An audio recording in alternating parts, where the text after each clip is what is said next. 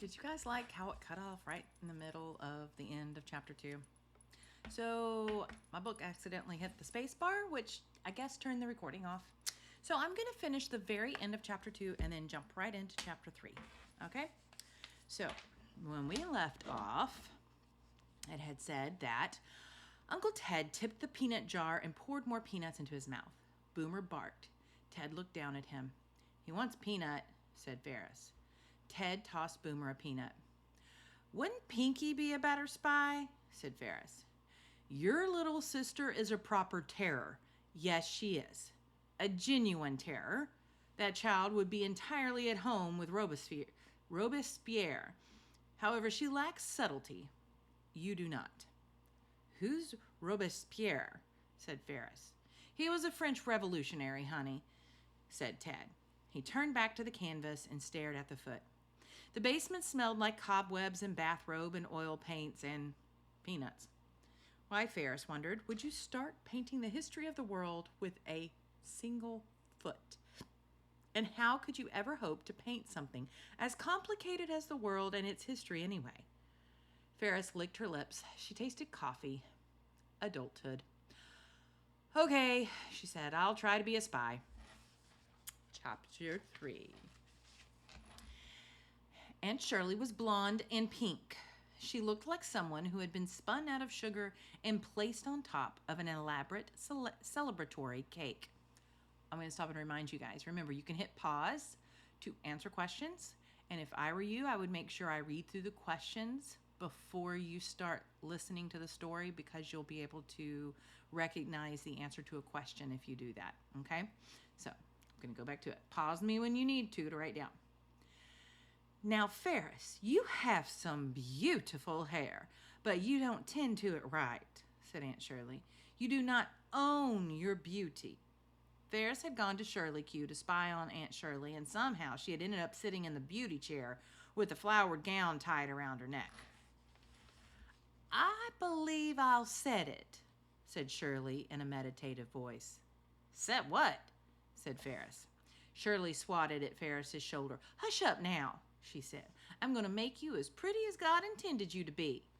She turned away and started mixing up chemicals in a bowl. Okay, boys and girls, if anybody starts mixing up chemicals and heading towards your hair, you better know what they're getting ready to do, okay?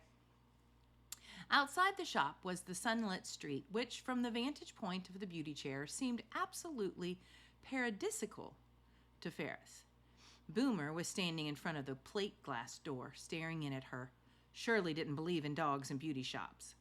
"It sends entirely the wrong message," she'd said, "particularly with that dog, who is unkempt in the extreme." Ferris waved at Boomer. He pricked his ears and wagged his tail in return. "Tell the truth, Emma Phineas," Shirley suddenly shouted. She twirled around and pointed at Ferris with a hair-encrusted brush. "Ted sent you here to spy on me, didn't he?" "Yes, ma'am, he did," Ferris shouted back. "I knew it," said Shirley. "I just knew it. Let me tell you something." She pointed the brush at Ferris again. "Charisse has done that son of hers no favors. You cannot tell someone that they are a genius from the minute they arrive in the world without them starting to believe you. And then what happens?" "I don't know," said Ferris. "I'll tell you what happens," said Shirley. "They believe that they are a genius, and they quit their job and they get the ludicrous." Shirley stopped talking for a second or two. She said the word ludicrous again, slowly, savoring it like she couldn't believe what a perfect word it was. Ludicrous meant foolish, unreasonable. Ferris knew this because Mrs. Milk, and I think that's how it's pronounced. I'm not positive, but that's how I'm going to pronounce it through this whole book, is Milk. You can pronounce it however you want, okay? Ferris knew this because Mrs. Milk, her fourth grade teacher, had been vocabulary obsessed. I'm not obsessed, but I do like it. "Vocabulary is the key to the kingdom," said Mrs. Milk, or Milk, however you say it. "All of life hinges on knowing the right word to use at the right time. The difference," Mrs. Milk said, "between the right word and the almost right word was the difference between lightning and the lightning bug." "Mr. Mark Twain said that," said Mrs. Milk. That is a quote from Mr. Mark Twain, wordsmith extraordinaire. Mrs. Milk had crooked teeth. She was impatient. She stamped her left foot, never her right foot, only her left, when she got angry, and she got angry often. She was not an altogether likable person, but Ferris loved her because Mrs. Milk had given Ferris and Billy Jackson the gift of words. Together, Ferris and Billy had worked to memorize definitions and spellings for test after test, and in the process, the words had lodged themselves permanently in Ferris's brain and heart. They were hers. "The truly ludicrous," continued Shirley, saying the word for a third time, "notion that God has picked you to paint the history of the world and not to hold down a job while you are painting this history of the world. That is ludicrous." So that must be what Uncle Ted did, quit his job to paint in the basement. "Yes, ma'am," said Ferris, as if she agreed, which she kind of did. Shirley started to put curlers in Ferris's hair, and Ferris wished that someone would come in and rescue her. The door to Shirley Q opened, and Twyla Dorman walked in. Twyla Dorman would not rescue anyone from anything. Twyla was mean. She had taught Sunday school for years. She made kids cry by describing in great detail what it would be like to burn in hell for all eternity. "Howdy, howdy," said Twyla in her deceptively sing-song voice. "Hey, Miss Twyla," said Shirley and Ferris in unison.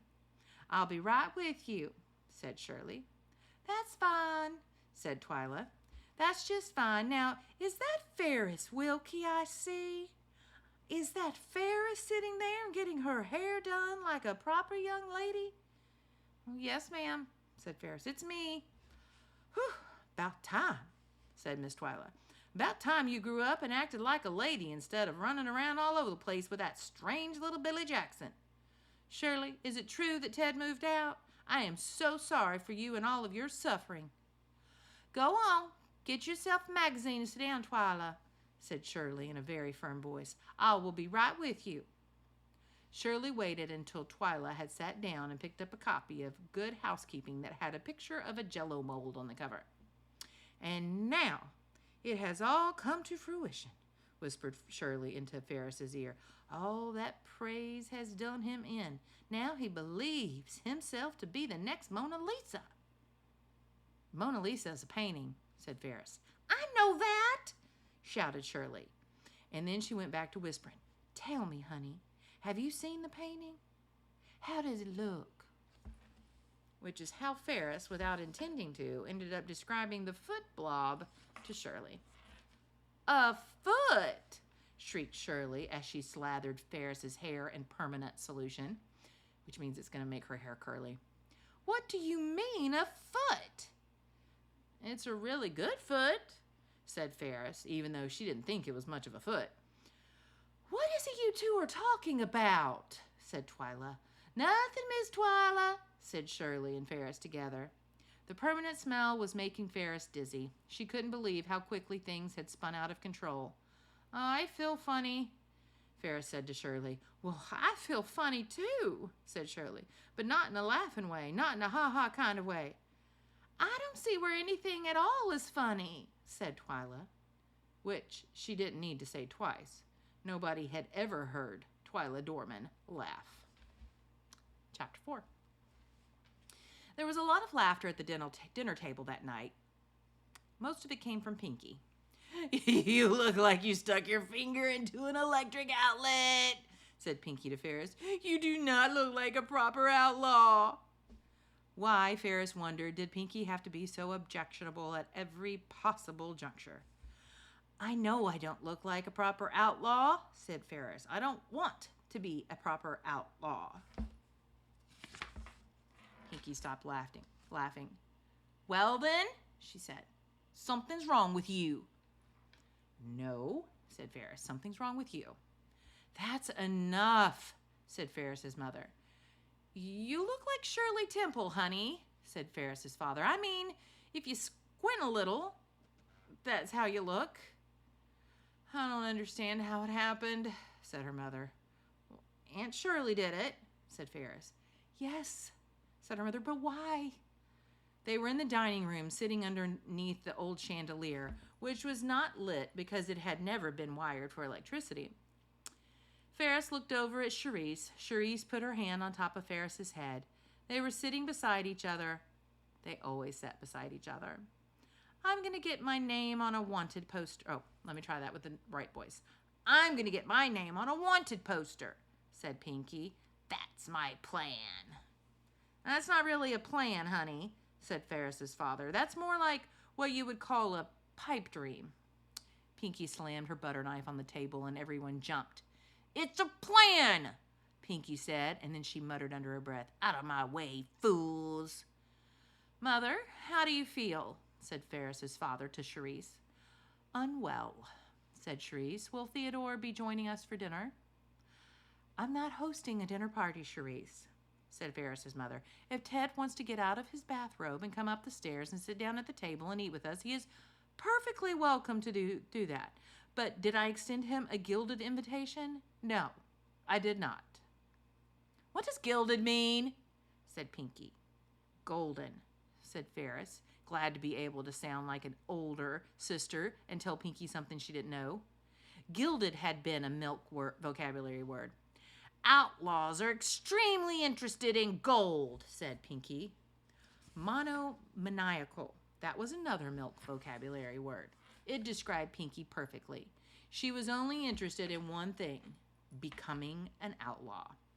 Boomer moved around the table, going from person to person, putting his head on knees and thighs, wagging his tail hopefully. Ferris watched Pinky toss him an entire buttered roll. Boomer swallowed it without chewing and gave Pinky a look of love and gratitude. Come here, Boomer, said Ferris. He came over and sat down next to her. In other news, said Ferris's father, it seems that we have a raccoon in the attic. A dancing raccoon. At least that's what it sounds like. No need to worry, though. This is just a general public service announcement. A raccoon dancing in the attic and Ted in the basement painting a history of the world, Ferris's mother said. That just about sums it all up, she sighed. Theodore has it in him to do something great, said Charisse. Her voice shook with indignation. I mean, she was feeling little again, and she didn't like the fact that that Ferris's mother was putting down Ted, who is Theodore is his real name. We all have it in us to do something great, said Ferris's mother. Most of us don't do it. I'm going to be an outlaw, shouted Pinky, and that's great. There's nothing great about being a criminal, said Ferris. Everyone should just calm down, said Ferris's father. He was always suggesting that people calm down. He was a very mild-mannered man. That was how he described himself. I am nothing but a mild-mannered man who loves the world and all its creatures, he said often. Ferris pulled her hand out from underneath Charisse's trembling hand. She put hers on top, and then Charisse pulled her hand out from the bottom and put it on top of Ferris's. It was something they had done for as long as Ferris could remember. One or the other of their hands was always on top, protecting, and the other hand was underneath, protected. Every story is a love story. From the living room came the sound of piano playing. That meant Billy Jackson had arrived. Ferris's heart lifted up.